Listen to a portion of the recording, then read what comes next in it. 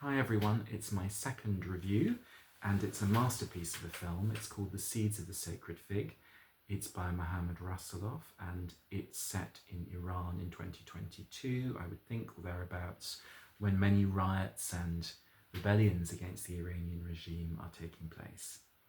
The central character is a man who realizes that he, in his new role as an investigative judge, is in fact there to just give a judicial gloss and sign off to extrajudicial violence and to justify the regime's increasing persecution of protesters. His two increasingly rebellious daughters, meanwhile, gradually realise the nature of their father's work as the film goes on, and his wife desperately tries to keep the family safe and together while they face the critical gaze both of the regime and of the people whom it turns out he's deeply involved in oppressing and hurting. The sense that he becomes, really, as the film goes on, an avatar of the violence and cruelty of the regime is overwhelming. And at a certain point in the film, he almost becomes a symbolic figure. But for me, that worked perfectly. I could follow the psychological transition from early doubts and anxiety to full identification with the patriarchal tyranny, and the wonderful sense captured by the film that these characters hesitate between being fully realised people, which they absolutely are, and symbolic or allegorical characters speaking to the situation in Iran is very, very well sustained and absolutely tangible all the way through.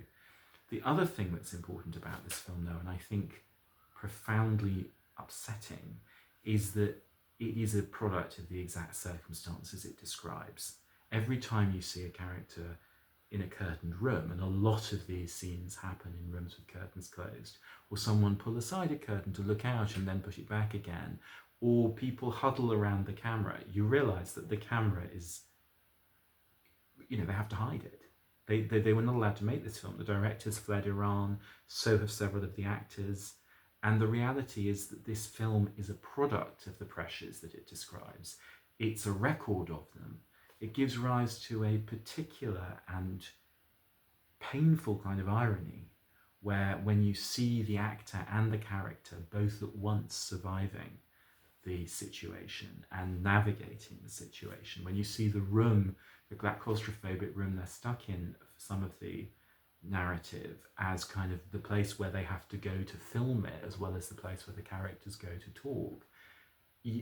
It's an irony that doesn't actually afford any distance. It's an irony that winds you into the politics of the film and makes you feel trapped in much the way the characters are, because there's really nowhere to turn that isn't filled with the same violence that they're talking about in the film and experiencing. There's no gap, whereas I think I tend to think of irony as producing distance and separation and detachment, but this irony is actually, it's bitterly political. The final part of the film is actually set outside Tehran. I won't go into what happens, but I just on my way home listened to an interview with the director where he said that it's a sort of deserted village, and he says this village is symbolic of tradition, this village is symbolic of cultural memory. And what's so wonderful is that in the last part of the film, when it does kind of turn into a slightly less four-dimensional film, it becomes slightly more about archetypes, like people start shooting guns and people start running around and there's a chase. There's a feeling that the film is trying to quest after an ending, to find some way to end. But I thought that was brilliant because this is a film about a political struggle. And the fact that the film exists is a triumph that in that very struggle, the purpose of the film is to exist. The purpose of the film is not to offer an ending, because the struggle can't be over yet. The only possible ending is a fantasy and a utopian possibility.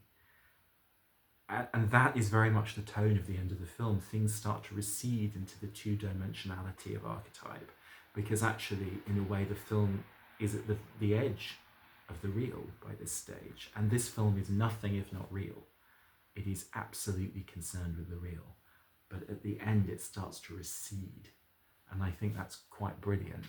That's a reminder that all you can do with those possibilities is imagine them at the moment. None of them yet are real, and that makes the film genuinely revolutionary. I think it is brilliant and dire, and you should see it.